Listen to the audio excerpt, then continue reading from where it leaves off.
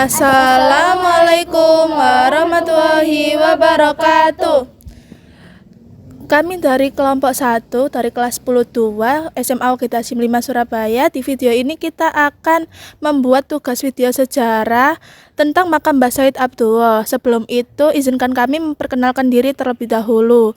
Saya Nabila Mesya Rafa Ramadhani dari kelas 10-2 dan teman saya Reva Ayu Pratiwi dari kelas 10-2. Saya Aura Ramadhani Malhinu dari kelas 10-2. Saya Karina Nabila Azara dari kelas 10-2. Saya Zidnil Manafi'a dari kelas 10-2. Saya Ayu Febriantia dari kelas 10-2. Sekian perkenalan dari kami. Simak video kita baik-baik ya. Memandangi kita seakan tahu.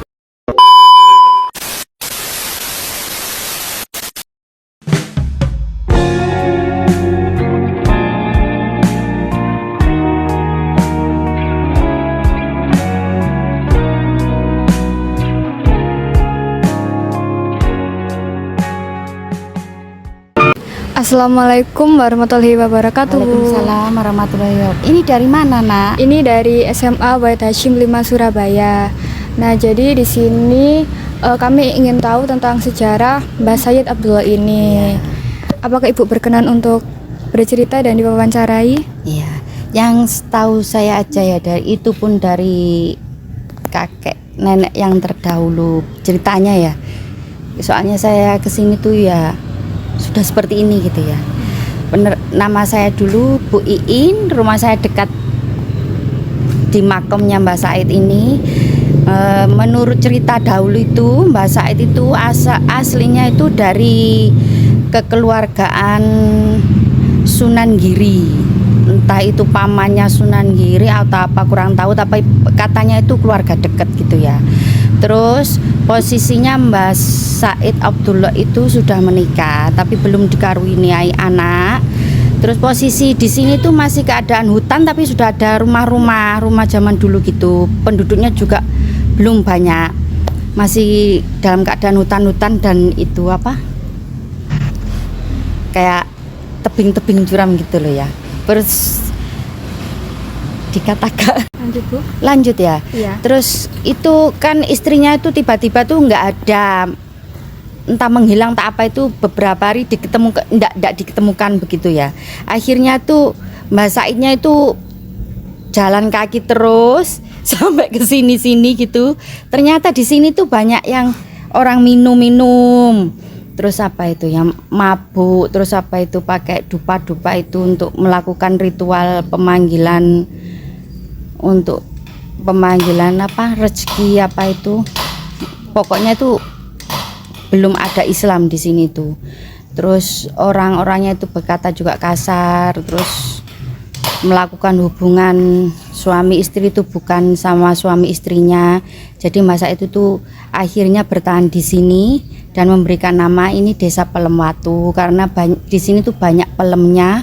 Terus orang-orangnya itu wataknya seperti batu, jadi dikasih nama Pelem Watu. Terus caranya Mbah Said untuk mengislamkan daerah sini, itu anak kecil-kecilnya itu dikumpulkan di sini. Di sini itu didirikan kayak pondok tapi kecil begitu ya. Nanti kalau anak-anaknya ke sini otomatis kalau menjelang maghrib kan dicari sama mama sama bapaknya itu.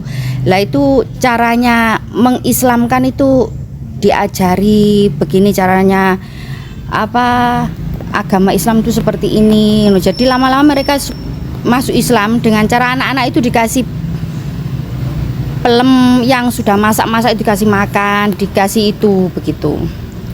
Jadi begitu ya Bu. Terus ya sudah, jadi sekarang ini Pelem Watu jadi mayoritas juga Islam. Terima kasih Bu untuk ceritanya. Sekarang untuk sesi wawancara. Oke, untuk wawancara nomor 1, jasa apa yang paling diingat masyarakat dari Mbah Said Abdullah? Menghilangkan ritual sesembahan pakai apa itu ya, pakai dupa-dupa itu loh Nak, pakai tumpeng-tumpeng terus ada dupa, terus ditaruh di bawah-bawah pohon besar, terus minta ke leluhur. Itu kan bukan Islam kalau menurutnya Mbak Said itu. Jadi itu dihilangi, terus mabuk-mabukan, terus saling bunuh. Terus apa itu namanya? Itu hubungan suami istri, bukan suami istrinya, bahkan ada sama ibu kandungnya itu. Makanya banyak yang suka sama Mbak Said. Mengislamkan Pelempatu begitu. Oh begitu. Oke, sekarang pertanyaan nomor 2. Adakah peristiwa penting yang terkait dengan kehidupan Mbah Syahid Abdullah yang masih diingat hingga kini? Suka mengumpulkan orang-orang, terus suka dikasih apa itu ya, wejangan-wejangan begitu. Jadi terus apa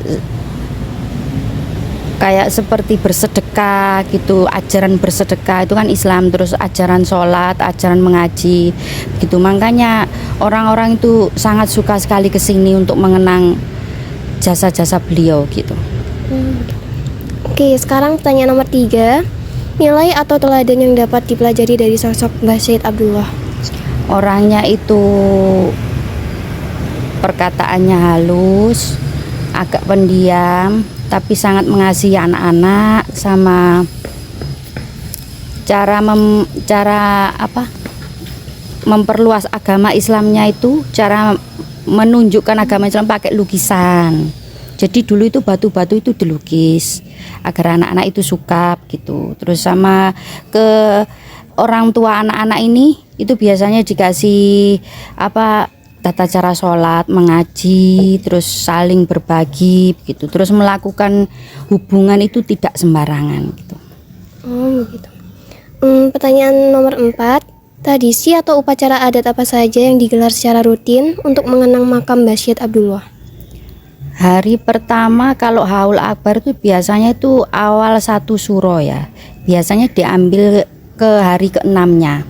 Itu pakai yang hari pertama biasanya istighosah. Seluruh desa Pelempatu itu diikutkan istighosah di sini. Terus konsumsinya itu masing-masing warga itu berinisiatif 4 kotak nasi gitu. Terus untuk minumnya juga sama. Terus hari kedua biasanya itu pengajian akbar, biasanya apa, memanggil kayak sing pendakwah yang gitu loh, pendakwah gitu ya. Gitu, sudah itu aja. Oke, pertanyaan nomor 5. Apakah bangunan ini dibangun dengan dana warga sekitar atau keluarga almarhum Abah? Bangunan ini dulunya itu nggak seperti ini ya, bertahap. Ini biasanya itu bukan dari warga, tapi dari itu loh Mbak. Kalau ada Haul Akbar itu kan ada konsumsi sendiri, terus ada apa, uang apa namanya, bukan tarian pasti tapi sukarela gitu loh.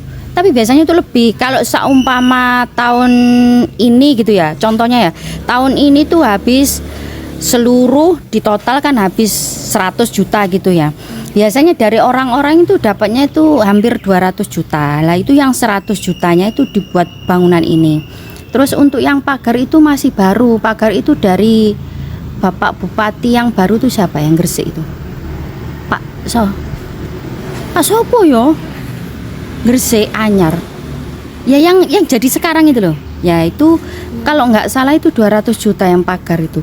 Kalau yang bangunan dalam ini ya dari kelebihan uang haul setiap tahun. Pertanyaan nomor 6. Apakah almarhum Mbah Syahid Abdullah memiliki hubungan khusus dengan pemuka agama atau ulama sebelumnya?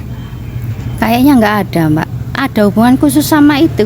Kan katanya keluarga inti dari Sunan Giri gitu. Kalau ulama-ulama yang lain kurang tahu gitu.